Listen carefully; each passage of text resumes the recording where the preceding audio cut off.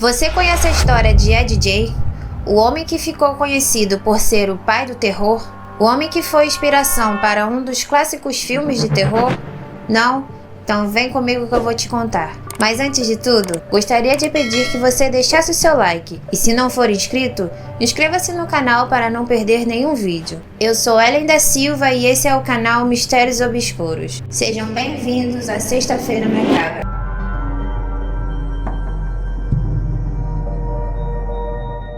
A maioria dos SKs e psicopatas são pessoas pacatas com extrema dificuldade em se comunicar com outras pessoas.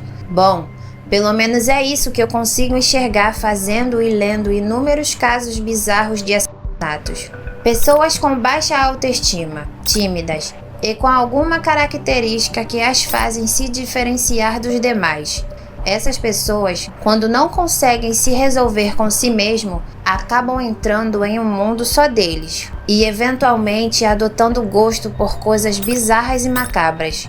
Isso piora quando algum evento perturbador acontece na vida dessas pessoas e ao invés delas se abrir com alguém, elas mergulham em uma escuridão profunda e desenvolvem gostos e hábitos assustadores. Esse foi o caso de Ed Jay. Vamos começar a história desse assassino desde o início. Edward Theodore Jay nasceu no dia 27 de agosto de 1906 em La Crosse, uma cidade localizada no estado norte-americano. Ed tinha um irmão 5 anos mais velho do que ele. Esse se chamava Henry. Seus pais viviam brigando. A mãe Augusta desprezava o pai George, pois ele era um alcoólatra, e isso o fazia ser incapaz de manter um emprego. Quando Ed ainda era criança, seus pais decidiram se mudar para uma fazenda que ficava a cerca de 190 quilômetros de distância da sua cidade natal. Ed só saía de casa para ir à escola e dedicava a maior parte do seu tempo aos afazeres domésticos. A mãe de Ed era uma religiosa bem rígida. Ela colocava na cabeça dos filhos que o mundo era podre. Por isso, ela não deixava os filhos se aproximar de ninguém, principalmente das mulheres. Segundo ela, as mulheres eram sem valores e indecentes. Ela dizia isso de todas, exceto por ela. A mesma dizia para os meninos que bebida e algum tipo de diversão extravagante era o espelho do mal e por isso deveria ser combatido. Todos os dias Augusta reservava um tempo para ler textos bíblicos do Velho Testamento. Ela dava preferência sempre para a parte sobre mortes e castigos divinos. Os meninos guardaram tudo aquilo dentro deles. Porém, Ed parece ter distorcido algumas coisas que geraram consequências mais tarde. No dia 1º de abril de 1940, o pai de Ed acabou falecendo devido a uma falha cardíaca por seu alcoolismo. Com isso, Ed e seu irmão começaram a fazer bicos pela cidade para ajudar a cobrir as despesas de casa. Quando cresceram, os irmãos eram vistos como pessoas confiáveis e honestas pela vizinhança. Ed era visto como um homem quieto e na dele. Não era muito de conversar, porém, com as crianças ele era diferente, tinha jeito com eles e durante um tempo trabalhou como babá na vizinhança. Enquanto Ed cuidava de crianças, Henry começou a se interessar por mulheres. A puberdade havia chegado para ele. Henry começou a namorar uma mulher divorciada, deixando tudo que sua mãe lhe ensinou de lado. Henry então começou a dividir suas descobertas com Ed, que ficou bem assustado com o que ouviu. A cabeça dele naquele momento ficou uma confusão total, mas Ed não deixou sua mãe notar nada. Ele só ficava cada vez mais quieto e menos conversativo com as pessoas. Ele não era visto cortejando moças, nem ao menos olhando para elas. Ed ficava cada vez mais agarrado com sua mãe, e ao que parece, ele gostava de seguir tudo o que ela havia lhe ensinado. Ed queria ter o carinho da mãe só para ele. Depois de um tempo, Henry passou a ter a mente mais aberta do que Ed, e por isso tentava conversar com o irmão. A forma com que o irmão conversava com ele parecia que Henry estava falando mal de sua mãe, mas na verdade ele estava apenas discordando dos ideais dela sobre mulheres e bebidas. Henry estava fazendo isso porque planejava ir embora com a mulher que havia conhecido e não queria deixar seu irmão com aquele pensamento. Ele viu que isso estava de alguma forma prejudicando Ed na forma em que ele agia. Nas últimas vezes que Henry tentou conversar com ele, Ed agiu de forma bem estranha. Ele ficou em choque e parecia estar sofrendo muito. Depois disso, Henry decidiu largar de mão, pois viu que não poderia fazer mais nada.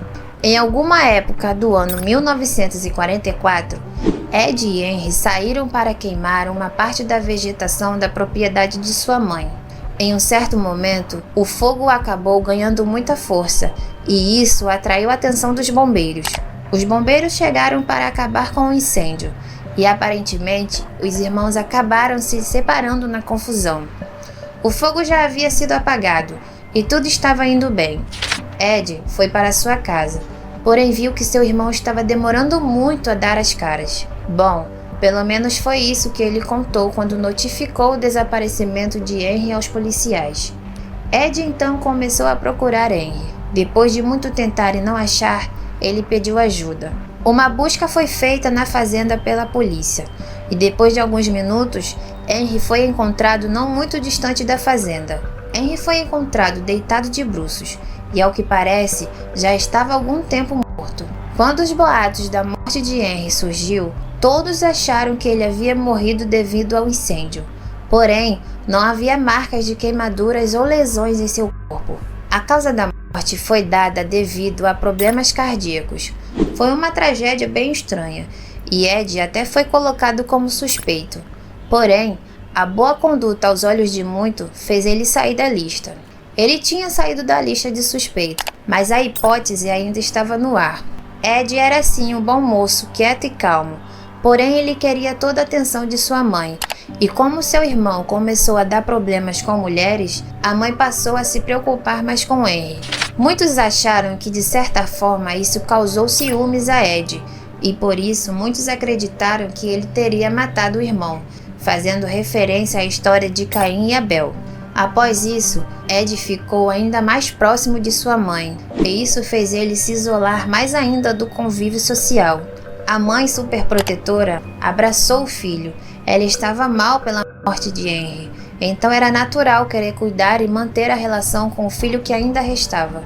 Um tempo depois que Henry se foi, Augusta sofreu um acidente vascular cerebral, e por isso Ed passou a voltar toda a sua atenção para a saúde de sua mãe. No dia 29 de dezembro de 1945, Augusta acabou falecendo após um segundo acidente vascular cerebral. Ed ficou triste, devastado e solitário. Ele havia perdido sua única amiga. Era seu único e verdadeiro amor. A mãe era a única pessoa em que ele confiava, a única mulher que, segundo ela, merecia o seu coração. Ele estava absolutamente sozinho no mundo. Ed passou a não andar mais nos cômodos em que sua mãe costumava ficar. Esses cômodos ele se encarregava de deixá-los intocáveis e limpos. Enquanto isso, o resto da casa ficava cada vez mais miserável. Ed passou a viver no quarto que ficava ao lado da cozinha. O quarto era seu mundo, o mundo mais profundo e obscuro.